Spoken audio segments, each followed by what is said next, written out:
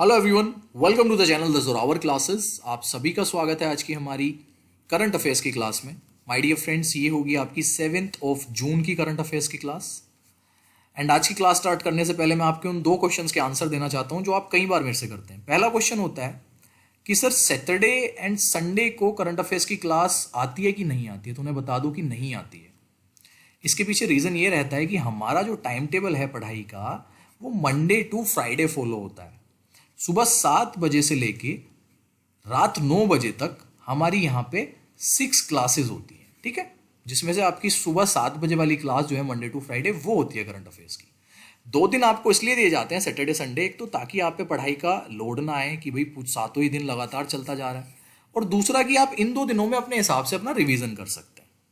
जो आपने मंडे से फ्राइडे तक पढ़ा उसको अपने हिसाब से रिवाइज कर लो इन दोनों दिनों में, ठीक है जी।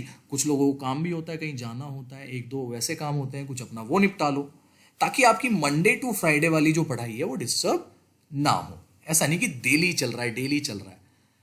नौकरी करने वाले इंसान को भी एक दिन की छुट्टी जरूर चाहिए होती है ताकि वो रिफ्रेश हो सके उसमें, तो इसीलिए हम ये 2 दिन आपको ऑफ देते हैं।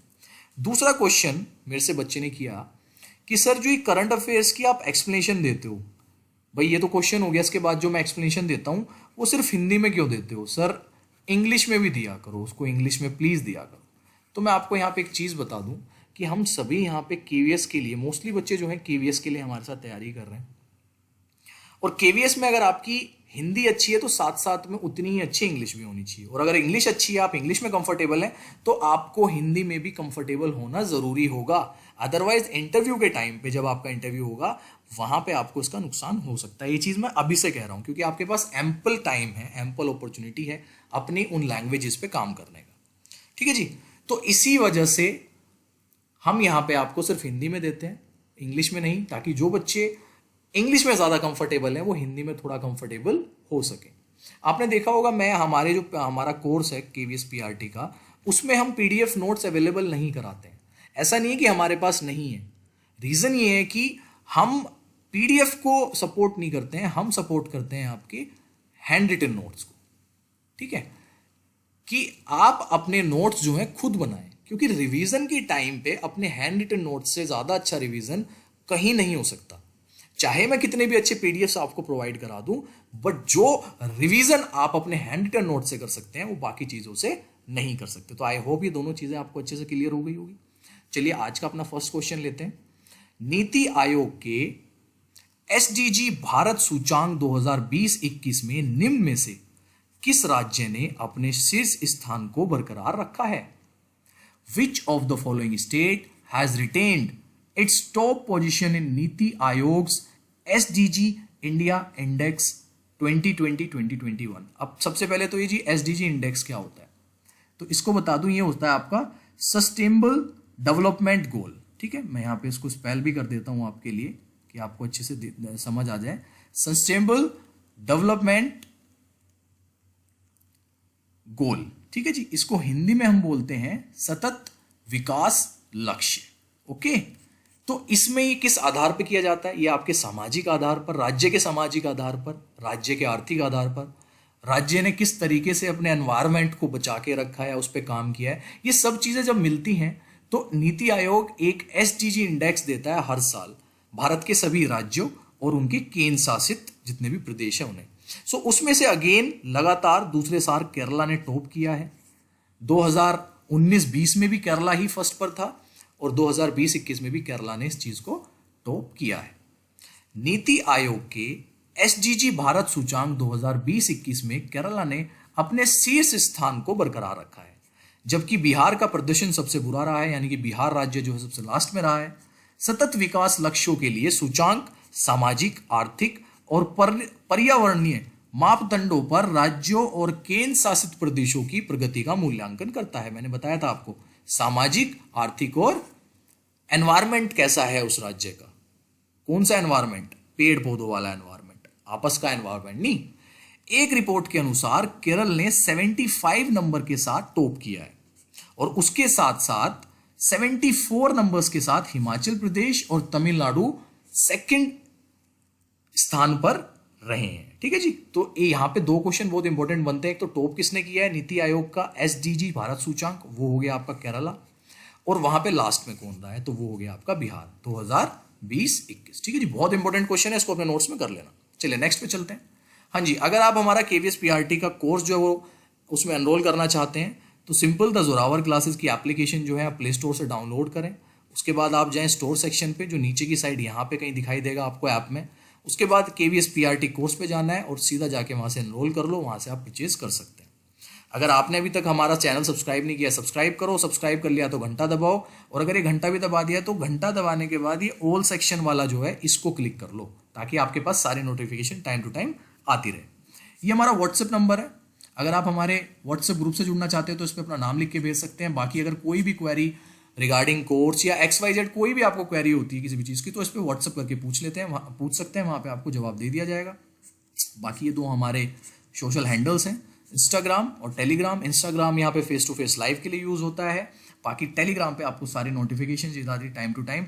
दोनों के लिंक जो है नीचे डिस्क्रिप्शन में आपको मिल जाएंगे, आप वहाँ से देख सकते हैं। चलिए चलते हैं question number 2।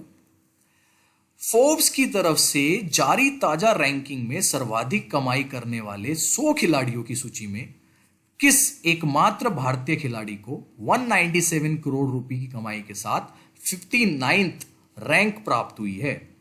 Which Indian player has been ranked 59th in the list of highest paid 100 players in the latest ranking released by Forbes, earning rupees 197 crore? और ये हैं आपके विराट कोहली। ये पहले 66 पे थे इससे पिछले साल, और अब ये आ गए हैं 59 पे, मतलब कि इन्होंने इंप्रूव ही किया है, 7 रैंक की छलांग ही मारी है इन्होंने। भारतीय कप्तान विराट कोहली लगातार 5वें साल फोर्ब्स की सर्वाधिक कमाई करने वाले शीर्ष 100 खिलाड़ियों में शामिल एकमात्र क्रिकेटर है, पूरी दुनिया से तो एकमात्र क्रिकेटर है। पिछले साल 66 रैंक पर रहने वाले कोहली इस बार 7 पायदान की छलांग लगाकर 59 रैंक पर पहुंच गए हैं। उनकी कमाई में करीब 32 करोड़ रुपए का इजाफा हुआ है। कोहली 2019 में 189 करोड़ की कमाई के साथ 100वें स्थान पर थे। मिक्स्ड मार्शल आर्ट्स MMA के दिग्गज खिलाड़ी कॉनर मैकग्रिगर करीब 1570 करोड़ रुपीस की कमाई के साथ दुनिया के सर्वाधिक कमाई करने वाले खिलाड़ी है। तो यहां पे ये भी पूछा जा सकता है, ये नाम भी याद रखना है, ये MMA फाइटर है और इंडिया की तरफ से एकमात्र खिलाड़ी विराट कोहली जो इस लिस्ट में शामिल है। क्वेश्चन नंबर लेते हैं 3rd। क्वेश्चन नंबर 3, निम्न में से किस देश ने स्वच्छ ऊर्जा नवाचार को बढ़ावा देने हेतु सदस्य देशों में इनक्यूबेटर्स का एक नेटवर्क बनाने के उद्देश्य से एक वैश्विक पहल mission innovation clean take exchange launch किया है? स्टार क्वेश्चन है ये, ठीक है। Which of the following country launched Mission Innovation Clean Tech Exchange, a global initiative aimed at building a network of incubators in member countries to promote clean green energy innovation? और ये किया है जी भारत ने। तो ये जो इनोवेशन है इसका नाम याद रखना है आपको, mission innovation clean take exchange Bharat ने अपने पड़ोसी देशों के साथ या अपना जो उनका समूह है सदस्यों का उसमें शुरू किया है। भारत ने स्वच्छ ऊर्जा नवाचार को बढ़ावा देने के लिए सदस्यों देशों में इनक्यूबेटरों का एक नेटवर्क बनाने के उद्देश्य से एक वैश्विक पहल mission innovation clean take exchange launch किया। स्वच्छ ऊर्जा को दशकों तक किफायती, आकर्षक और सुलभ बनाने के उद्देश्य से और पेरिस समझौते और शुद्ध शून्य उत्सर्जन की दिशा में कार्रवाई को आगे बढ़ाने के उद्देश्य से यह मिशन शुरू किया गया है। मिशन के साथ साथ ध्यान रखना है किसने स्टार्ट किया है, भारत ने। क्वेश्चन नंबर लेते हैं नेक्स्ट। क्वेश्चन नंबर 4, न्यूजीलैंड के किस बल्लेबाज ने लॉर्ड्स में अपने डेब्यू टेस्ट मैच में सर्वाधिक स्कोर बनाने का पूर्व भारतीय कप्तान सौरव गांगुली का 25 साल पुराना रिकॉर्ड तोड़ दिया? Which New Zealand batsman broke the 25 years old record of former Indian captain Saurav Ganguly for the highest score in his test debut at Lords? और ये जी आपके डेवॉन कॉनवे ने अपने पहले ही मैच में 200 रन जो है स्कोर किए हैं इंग्लैंड के अगेंस्ट। अभी ये मैच चल ही रहा है, ठीक है। आज लास्ट जब मैं रिकॉर्ड कर रहा हूं तो चल रहा है, आज इसका 4th डे है शायद।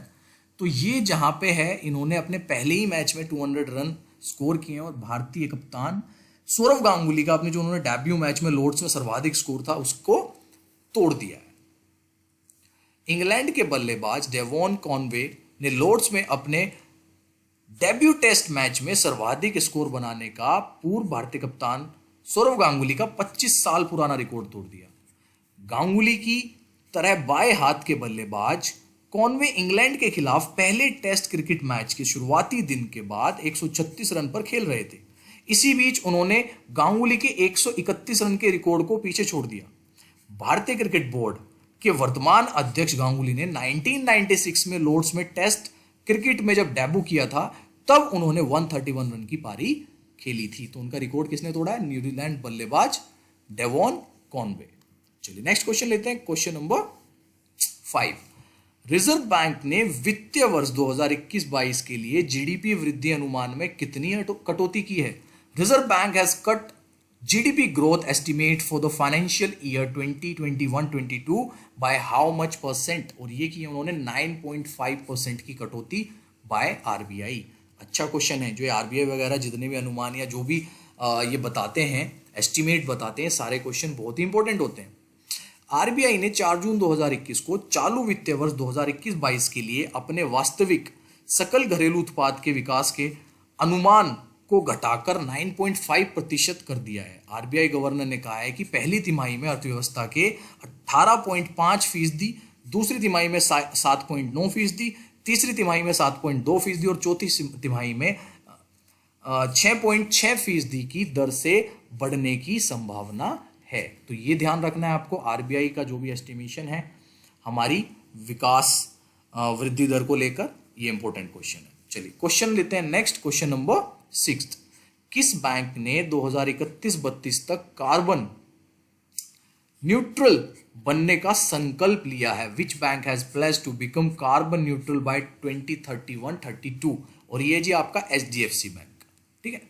एचडीएफसी बैंक ने जो है ये संकल्प लिया है। एचडीएफसी बैंक ने 3 जून 2021 को 2031-32 तक कार्बन न्यूट्रल बनने की अपनी योजना की घोषणा की है। निजी बैंक अपने उत्सर्जन, ऊर्जा और पानी की खपत को कम करने पर विचार कर रहा है। अच्छा क्वेश्चन है, पूछा जा सकता है आपसे कि किस बैंक ने जो है 2031-32 तक कार्बन न्यूट्रल बनने का जो है संकल्प लिया है, तो वो होगा आपका एचडीएफसी बैंक। Question number 7। बुजुर्ग लोगों की सहायता के लिए सेज पोर्टल किसने लॉन्च किया है? Who launch the SAGE SAGE portal to help the elderly people? और ये किया आपका थावरचंद गहलोत ने, ठीक है जी। थावरचंद गहलोत द्वारा SAGE पोर्टल लॉन्च किया गया है बूढ़े लोगों के लिए। केंद्रीय सामाजिक न्याय और अधिकारिता मंत्री थावरचंद गहलोत ने बुजुर्गों की मदद के लिए 4 जून 2021 को सेज पोर्टल लॉन्च किया। SAGE senior care ageing growth engine project को विश्वसनीय स्टार्टअप द्वारा बुजुर्गों देखभाल उत्पादों और सेवा का वन स्टॉप एक्सचेंज चुनने, समर्थन करने और बनाने के लिए स्थापित किया गया है, ठीक है।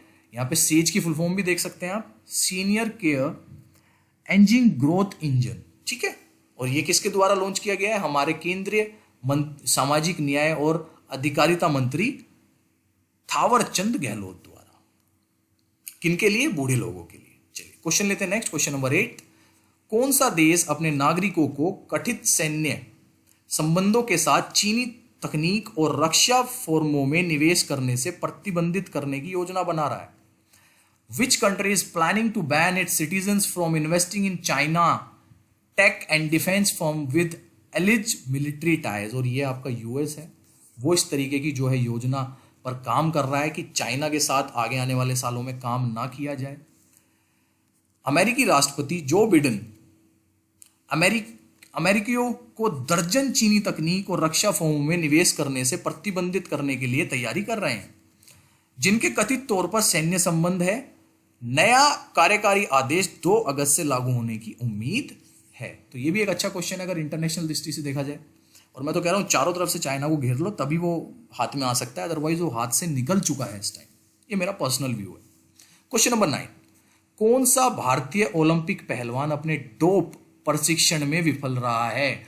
Which Indian Olympic wrestler has failed his dope test. भाई 5 रेसलर्स जो हैं महिलाओं और मेल्स में 5 रेसलर्स जो हैं सेलेक्ट हुए थे ओलंपिक के लिए। ओलंपिक टोक्यो, जो आपका टोक्यो ओलंपिक 2020 है, जो कि अब 23 जुलाई से, और ये आपका 8 अगस्त तक चलने वाला है 2021 तक। तो उसमें 5 रेसलर्स जो हैं भारत की तरफ से क्वालिफाई हुए थे ओलंपिक्स के लिए, बट उसमें सुमित मलिक जो है डोप टेस्ट में पॉजिटिव पाए गए हैं और उन्हें प्रतिबंधित कर दिया गया है ओलंपिक से। भारतीय पहलवान सुमित मलिक जापान में होने वाले टोक्यो ओलंपिक के लिए जाने के लिए सिर्फ 49 डेज के साथ अपने डोप टेस्ट परीक्षण में असफल हो गए हैं। सुमित मलिक का एक नमूना बुल्गारिया में ओलंपिक क्वालिफायर के बाद एकत्रित किया गया था। यह प्रतिबंधित पदार्थ के लिए सकारात्मक यानी कि पॉजिटिव आया है। पहलवान को अस्थायी रूप से निलंबित कर दिया गया है और अभी उन पर ओलंपिक होने वाला है जो, और ओलंपिक की डेट याद रखो भाई, बहुत इंपॉर्टेंट क्वेश्चन है ये भी, 23 जुलाई 2021 से 8 अगस्त 2021 तक ये चलेगा। ठीक है, 17 दिनों तक ये जो है चलने वाला है। ये 2020 और ये इसका नाम टोक्यो 2020 ही कहलाएगा। ये टोक्यो 2021 नहीं हो जाएगा, बस डेट ये है, नाम टोक्यो 2020 ही रहेगा जो जापान में होने वाला है। तो सुमित मलिक जो है डोप टेस्ट में पॉजिटिव आने के बाद इन पे प्रतिबंध लगा दिया गया है फॉर ओलंपिक पार्टिसिपेशन। आज का लास्ट क्वेश्चन ले लेते हैं, क्वेश्चन नंबर 10। रक्षा मंत्रालय ने 11 हवाई अड्डा निगरानी रडार खरीदने के लिए निम्नलिखित में से किस फर्म के साथ एक अनुबंधन पर हस्ताक्षर किए हैं? Defence minister has signed a contract with which of the following firm to procure 11 airport surveillance radars. और ये किया गया है जी महिंद्रा टेलीफोनिक्स के साथ। ठीक है, महिंद्रा टेलीफोनिक्स के साथ ये कॉन्ट्रैक्ट हुआ है, अनुबंधन हुआ है। रक्षा मंत्रालय ने भारतीय नौसेना और भारतीय तटरक्षक बल के लिए मोनोप्लस सेकेंडरी सर्विलांस रडार के साथ 11 एयरपोर्ट सर्विलांस रडार खरीदने के लिए 3 जून 2021 को Mahindra Telephonics integrated system limited Mumbai के साथ एक अनुबंधन, एक कॉन्ट्रैक्ट पर हस्ताक्षर किए हैं। तो कंपनी का नाम याद रखना है, Mahindra Telephonics. So these are the top 10 questions for today. I hope you like it. And भाई अब कमर कस लो, कमर कसने का टाइम आ गया है बिल्कुल। केवीएस की नोटिफिकेशन, पता नहीं, मेरा दिल कह रहा है, देखिए पता तो मुझे भी नहीं है कब आएगी, लेकिन मेरा दिल कह रहा है कि शायद जल्दी ही आपको देखने को मिल सकती है, विद इन 2-3 मंथ्स। ठीक है, और ये जल्दी होता है 2-3 महीने, जिस तरीके से पिछला 3 साल रहा है। लास्ट वैकेंसी 2018 में आई थी। ठीक है, उसके बाद से अभी तक आई नहीं है। पूरे चांसेस हैं कि वैकेंसी जल्दी से आ सकती है। ठीक है जी, चलिए एवरीवन, बाय, टेक केयर। और अब 9 बजे आपकी क्लास होगी साइंस की सत्यम सर के साथ।